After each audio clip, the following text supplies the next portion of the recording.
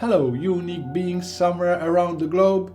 In episode 5, I suppose most of you have become enlightened masters, but nevertheless, an extra episode might do you well, because in it I would like to elaborate on trinities.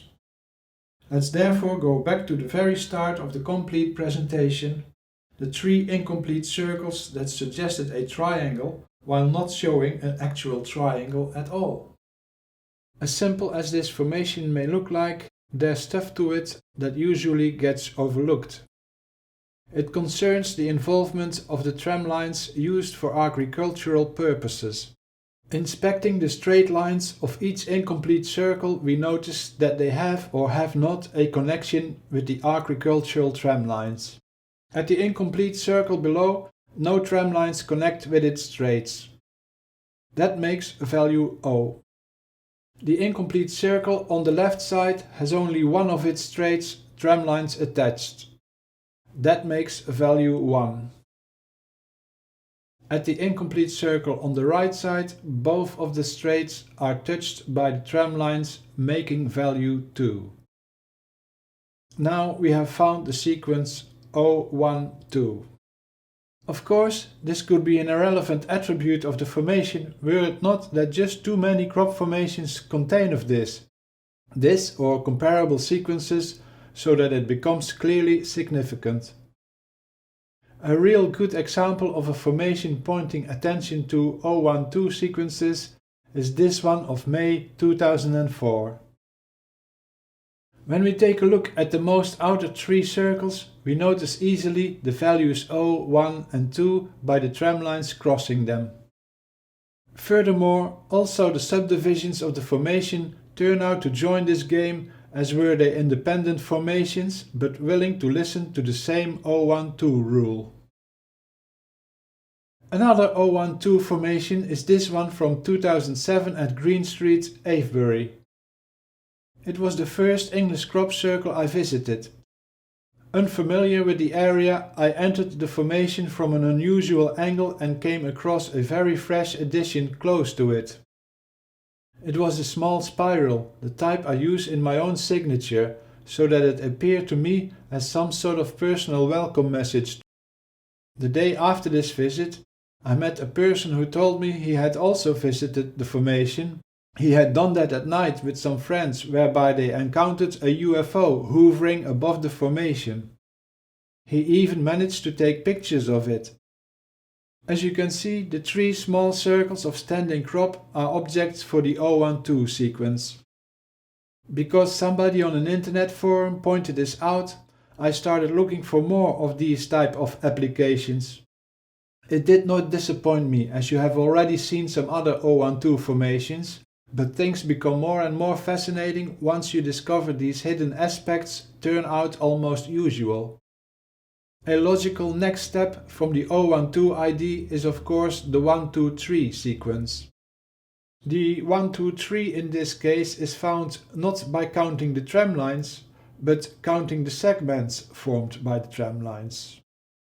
And from there a 234 sequence can also be found, and a 3-4-5 sequence. Another trinity follows with 4-5-6. And of course a 5-6-7 belongs to the possibilities. A 6-7-8 as well. Reaching all the digits of our 10-base numeral system, 7-8-9 sort of completes the set of trinities. Having shown all the trinities up to 9, one can think of a next formation containing trinity logics of a different kind. I'm referring to a formation found at New Farm in 2009. Because of its complexity, I made a precise diagram of it. You are now going to understand why.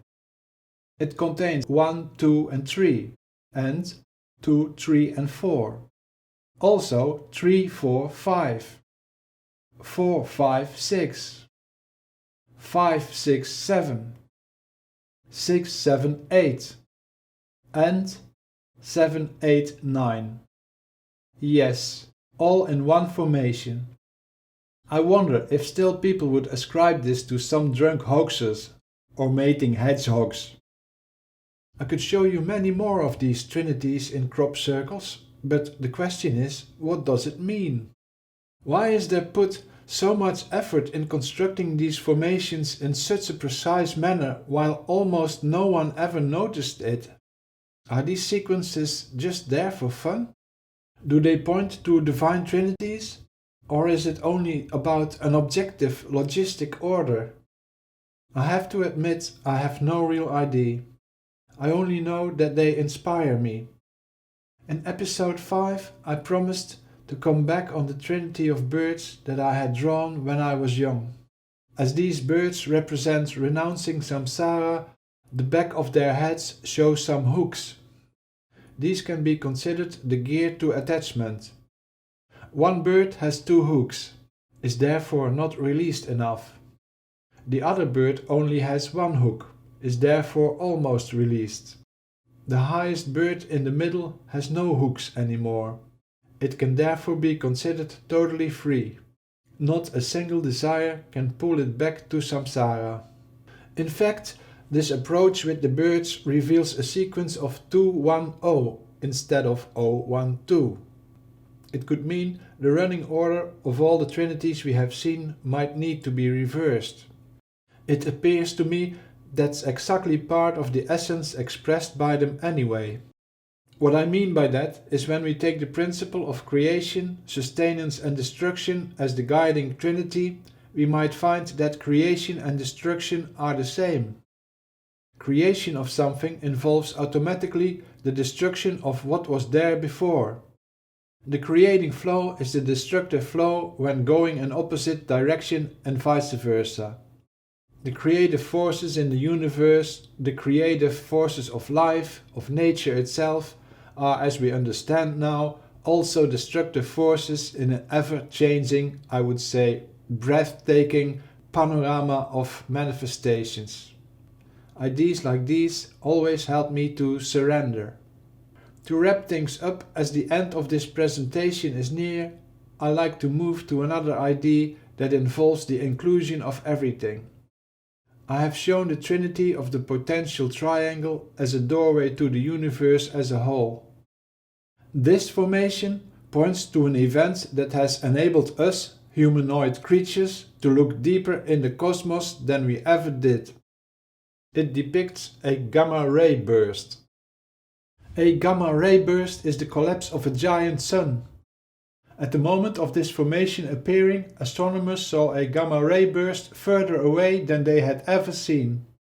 If somebody can explain how the crop circle intelligence managed to depict this historical event in the field at the exact moment of happening, please let me know in the comments below.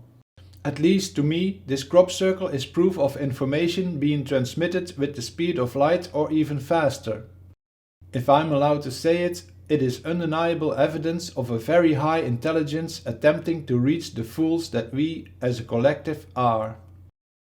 So having shared this close acquaintance with the possible meanings of the phenomenal crop circles, I hope you enjoyed this exploration, or even better, it has given you some perspective or extra meaning to your life. I really want to thank you for being with me through all these 6 episodes. Whatever effect stems to samsara had on you, don't hesitate to share this project all over the internet or write your comment in the description box below. Also, please like and subscribe, of course. In case you're still not satisfied enough and want more crop circle information, the kind of stuff you've seen here, or even more profound analysis, you can always visit the Crop Circle University website, cropcircleuniversity.com. Thanks again, be good, blessings, ciao.